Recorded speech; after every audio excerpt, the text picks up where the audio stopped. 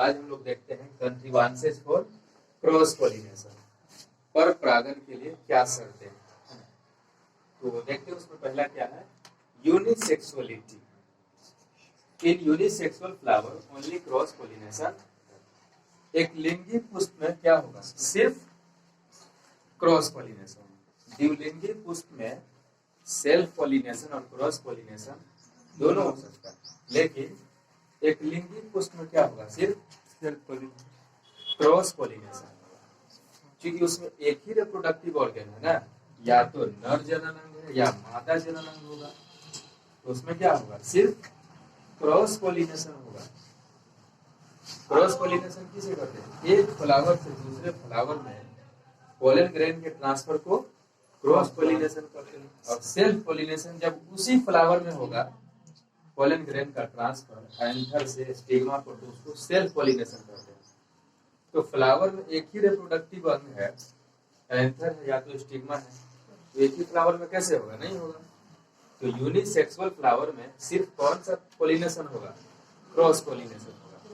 Bisexual flower में दोनों हो सकता है, यूनिसेक्स क्रॉस पॉलिनेशन भी और सेल्फ पॉलिनेशन। सेल्फ पॉलिनेशन तो उसी फ्लावर के बीच में हो जाएगा, क्रॉस पॉलिनेशन दूसरे फ्लावर पर से एंथर जो है वहां पर आकर, है ना, डस्ट करेगा, तो वहां उस कंडीशन में क्या होगा, क्रॉस पॉलिनेशन हो सकता है। यहाँ पर समझिए कि क्रॉस पॉलिनेशन होने के लिए यूनिसेक्सुअलिटी, एक लिंगता, फ्लावर को एक लिंगी होना पड़ेगा, है ना। द्विलिंगी तो भी होता है, लेकिन एक लिंगी पुष्प में सिर्फ क्या होगा, क्रॉस पॉलिनेशन। क्रॉस पॉलिनेशन हम लोग को कराना है, तो एक लिंगी पुष्प उगा दीजिए, उसमें सिर्फ क्रॉस पॉलिनेशन होगा, है ना। दूसरा है डाइकोगैमी। अगर कोई बाइसेक्सुअल फ्लावर है जिसमें मेल और फीमेल रिप्रोडक्टिव दोनों पार्ट है और दोनों एक ही जगह एक ही टाइम पर एक्टिव हो जाता है, तो क्या हो जाएगा, उसमें सेल्फ पॉलिनेशन हो जाएगा।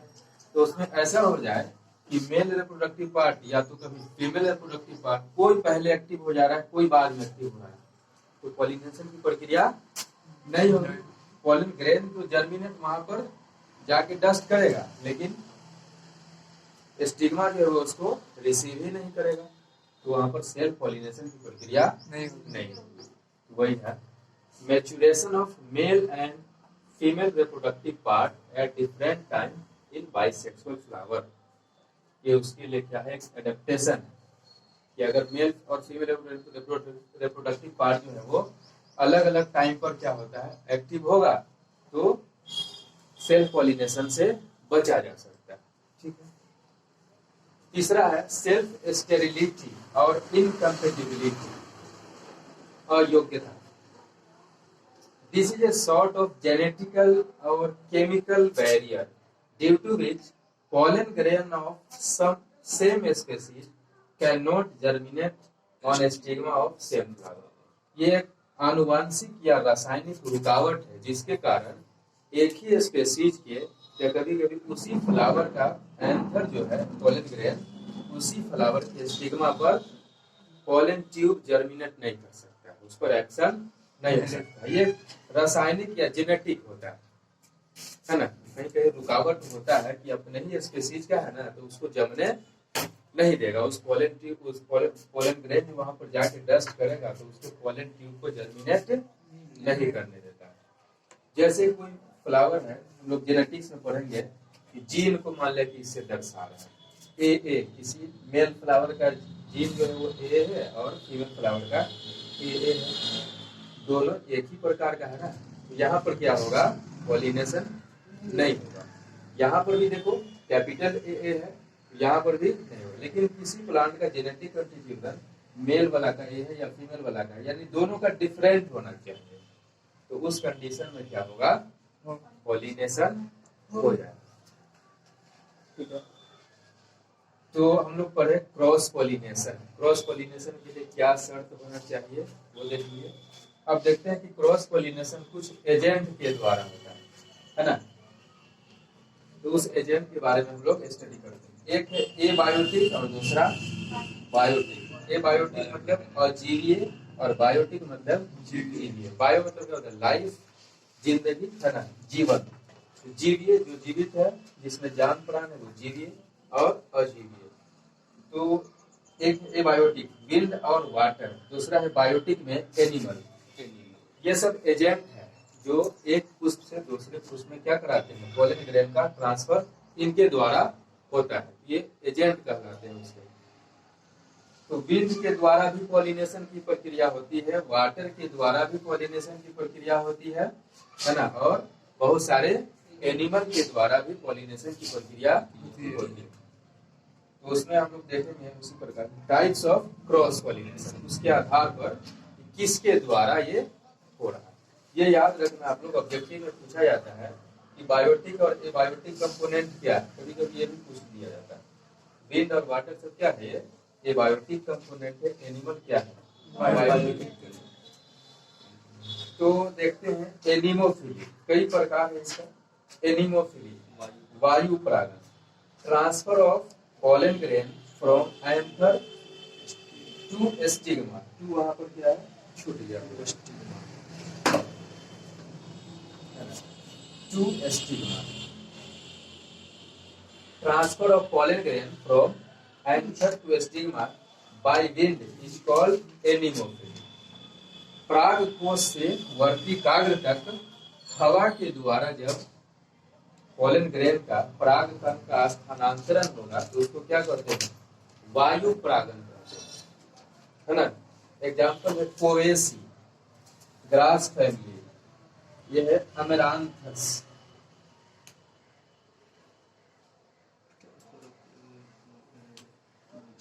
और पाम, तार खजूर, ये है घास की फैमिली होती है ना, पोएसी, या उसको कहते हैं मोनोकोटाइलन, है ना, एक बीज पत्री पौधे, जैसे गेहूं वगैरह में होगा, मकई वगैरह में, है ना, घास वगैरह में। इस प्रकार से पॉलिनेशन किसमें, किसके द्वारा, वायु परागन के द्वारा होता है। हवा चलता है, खूब हवा का झोंका जो चलता है, उसी में पोलन ग्रेन जो है एक प्लांट से दूसरे प्लांट पर पहुंचते, ट्रांसफर होता है। तार खजूर वगैरह में, अमेरांथस वगैरह में, और घास की फैमिली में जितने भी आते हैं सभी में किसके द्वारा होता है, वायु के द्वारा होता है, वायु परागन। ऑब्जेक्टिव में से पूछेगा pollination by wind is called anemophily, pollination by wind anemophily. अब देखो यहाँ पर एनिमल ऐसे होता है, तो ये इसमें डिफरेंस है, ये है एनीमोफिली, ANEMO है ना, और ये एनीमो। तो ये कंफ्यूजन होता है कभी कभी, तो ऐसा एनिमोफिली लिखा रहेगा तो क्या कर दोगे, एनिमल के द्वारा। वो जूफिली होता है, एनिमल के द्वारा जूफिली होता है। यहाँ पर एनिमोफिली किसके द्वारा, वायु के द्वारा, विंड के द्वारा, एयर के द्वारा, या इसको एरोफिली भी कहा दिया जाता है, एनिमोफिली या एरोफिली। तो अब देखते हैं कि वायु के द्वारा जो परागन होगा तो उसका फ्लावर कैसा होगा, पॉलन ग्रेन कैसा होगा, स्टिग्मा कैसा होगा, एंथर कैसा होगा, उसकी भी कुछ विशेषता है, एडेप्टेशन है, अनुकूलन है कि वो कैसा होना चाहिए, है ना। तो देखते हैं कि एनिमोफिली के लिए क्या एडेप्शन होना है। फ्लावर कैसा होता है, छोटा होता है, क्योंकि हवा के द्वारा होना है। ज्यादा भारी रहेगा तो कैसे वहीं पर गिर जाएगा, है ना। हवा के द्वारा उसको झोंका में दूर तक पहुंचना है, सभी फ्लावर तक पहुंचना है। छोटा होता है, नॉट अट्रैक्टिव या non attractive, not scented. Flower क्या होता है, छोटा होता है, अट्रैक्टिव नहीं होता, आकर्षक नहीं होता है, और सुगंध भी उसमें नहीं होता है। फ्लावर छोटा होगा, अट्रैक्टिव आकर्षक नहीं होता है, और सुगंध भी नहीं होता है। सुगंध वगैरह सब कब होता है, जब इंसेक्ट के द्वारा पॉलिनेशन होता है ना, वैसे फ्लावर में अट्रैक्टिव होता है, कलर्ड होता है, रंगीन होता है, खुशबू होता है, नेक्टर उसमें होता है ना। हाँ। पानी के द्वारा जो परागन होगा और वायु के द्वारा, उस दोनों केस में नहीं तो नेक्टर प्रोड्यूस किया जाता है, नहीं अट्रैक्टिव होता है, क्योंकि वायु के द्वारा हो रहा है। इंसेक्ट के द्वारा हो नहीं रहा है ताकि उसको अट्रैक्ट करे। तो ये याद रखना है कि फ्लावर कैसा होगा, स्मॉल, छोटा होता है, नॉन अट्रैक्टिव, नॉट सेंटेड, महक भी उसमें नहीं होता है, सुगंध भी उसमें नहीं होता है। ये हो गई फ्लावर की बात। उसके अंदर फिर देखते हैं पॉलन ग्रेन कैसा होगा। Pollen grains are small, pollen grain भी छोटा होता है। नेक्टर अब्सेंट, नेक्टर क्या होता है, वह द्रव्य पदार्थ, liquid substance present on flower, जिसको इंसेक्ट वगैरह जो चूसते हैं, है ना, और खास करके मधुमक्खी वगैरह जो है जिसका शहद बनाती है, उसी को नेक्टर कहा जाता है। ठीक है, तो हवा के द्वारा जो परागण होने वाला पुष्प है, तो उसके पोलन ग्रेन में नेक्टर भी नहीं होगा, छोटा होगा और सूखा होता है, पोलन ग्रेन सूखा रहेगा ताकि हवा के द्वारा, हवा के झोंका में वो जा सके। अनस्टिकी है, वहां पर चिपचिपाहट भी उसमें नहीं पाया जाएगा। चिपचिपा रहेगा तो क्या होगा, हवा के द्वारा उड़ेगा ही नहीं, है ना, तो चिपचिपाहट भी नहीं होता। और प्रोड्यूस्ड इन लार्ज नंबर, क्योंकि हवा के द्वारा हो रहा है तो लॉस होने की संभावना भी क्या है, बहुत ज्यादा है। हवा के द्वारा ही तो हो रहा है, रिलीज होगा और जमीन पर भी गिर सकता है, नीचे भी। तो उसको पूरा करने के लिए बहुत ज्यादा नंबर में पोलन ग्रेन जो है उसमें रिलीज होते हैं, है ना। वायु से परागित होने वाले पुष्प में पोलन ग्रेन जो है बहुत ज्यादा मात्रा में रिलीज होता है। अगला है एंथर। एंथर कैसा होगा वैसे पुष्प का, एंथर होता है वर्सटाइल, यानी free from each other, well exposed, है ना। एक एंथर इस प्रकार से होगा और एक ऐसे होगा, मान लीजिए 3 डायमेंशन में बनता ही नहीं, ऐसे होगा, है ना। लेकिन एंथर पूरी तरफ से ऊपर रहेगा और ये डंठल जो है नीचे रहेगा, ताकि हवा वगैरह में उससे पोलन ग्रेन जो है आसानी से रिलीज हो सके, है ना। हवा के द्वारा फूटेगा वहां पर पोलन ग्रेन एंथर, और उससे पोलन ग्रेन आसानी से रिलीज, वो किसी स्ट्रक्चर में बंद नहीं रहता।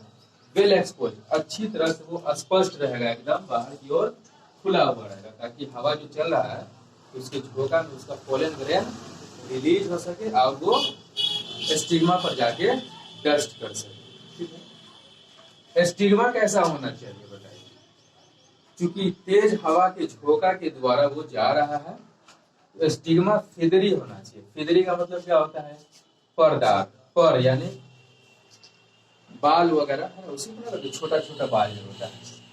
तो स्टिग्मा में क्या होगा, रोआ टाइप का कुछ होगा, ताकि पोलन ग्रेन जो आ रहा है वहां से हवा के झोंके में, तो उसको ट्रैप कर सके, है ना।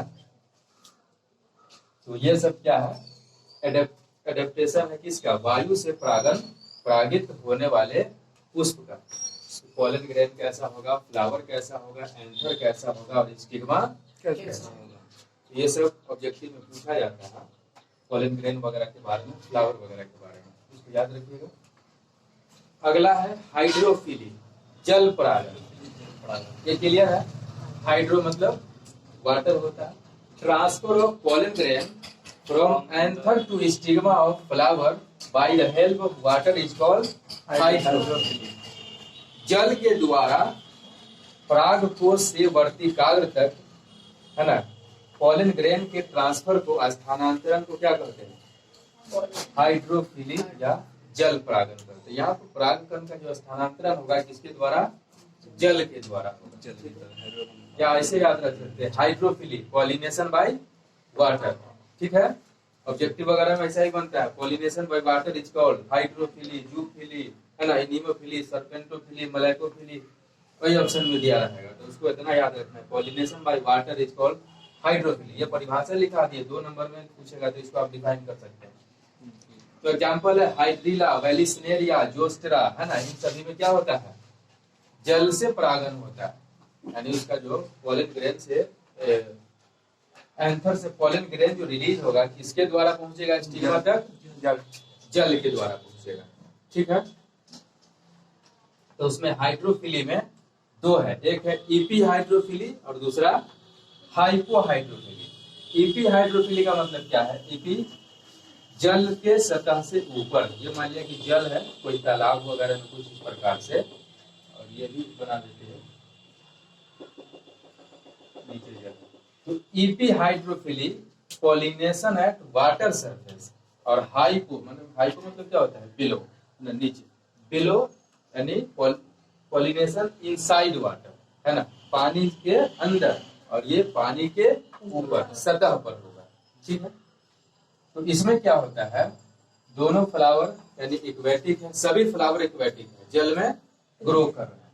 तो फीमेल फ्लावर जो है reach the water surface by long stalk and pollen grains are released at water surface, है ना, दोनों पानी में ही ग्रो कर रहा है प्लांट जो है।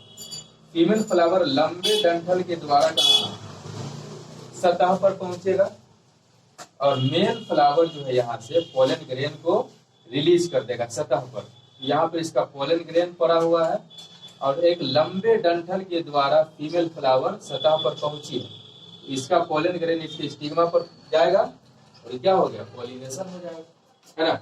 इस प्रकार से होगा जब जल के सतह पर होगा एपीहाइड्रोफिली। अब इसमें देखिए हाइपोहाइड्रोफिली यानी जल के अंदर होगा। तो female flowers remain submerged in water, इसमें मादा पुष्प जो है पानी के अंदर पूरी तरह से जलमग्न रहेगी, है ना।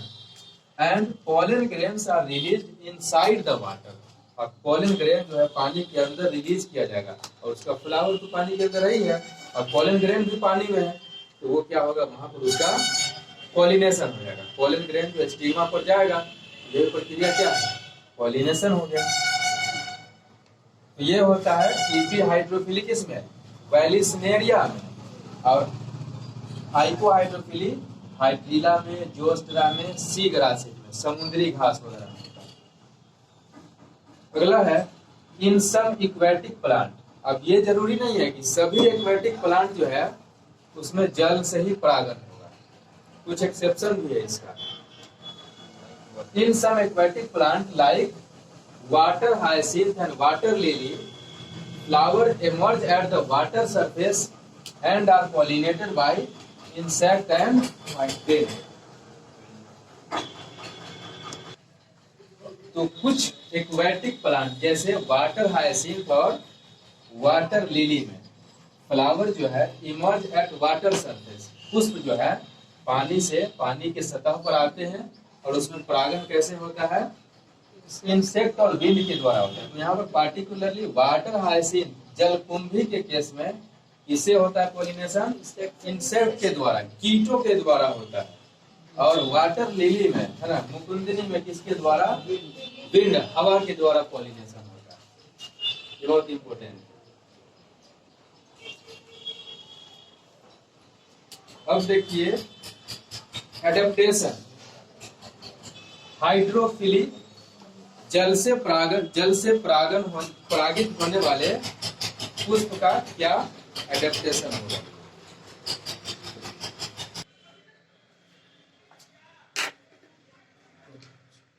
हाइड्रोफिली में जल से परागित होने फ्लावर में उसका एडेप्टेशन कैसा अनुकूलन होता है, उसमें देखते हैं। फ्लावर कैसा होता है, छोटा होता है, इनकंस्पिशियस, और कभी कभी बहुत ज्यादा छोटा होता है। नॉन अट्रैक्टिव, वो आकर्षक नहीं होते। पोलन ग्रेन कैसा होता है उसका, नॉट सेंटेड, ड्राई, लाइट, अनस्टिकी, है ना, सूखा होता है, उसमें सुगंध नहीं होता है और चिपचिपाहट रहित नहीं होता है ना। और स्टिग्मा कैसा होता है, स्टिकी होता है। ये दो चीज ध्यान में रखने वाली बात है, एक वाटर जल से परागित होने वाले फ्लावर में और वायु से परागित होने वाले फ्लावर में लगभग सेम चीज होता है कि उसका फ्लावर जो है छोटा होगा, अट्रैक्टिव नहीं होता है ना, सेंट भी नहीं होगा, उसका पोलन ग्रेन भी क्या होगा, छोटा होता है, हल्का होता है, सूखा होता है, चिपचिपाहट रहित होता है, और स्टिग्मा उसके दोनों के क्या होते हैं, स्टिकी होता है ना, चिपचिपा। स्टिकी का मतलब होता है चिपचिपा, ठीक है।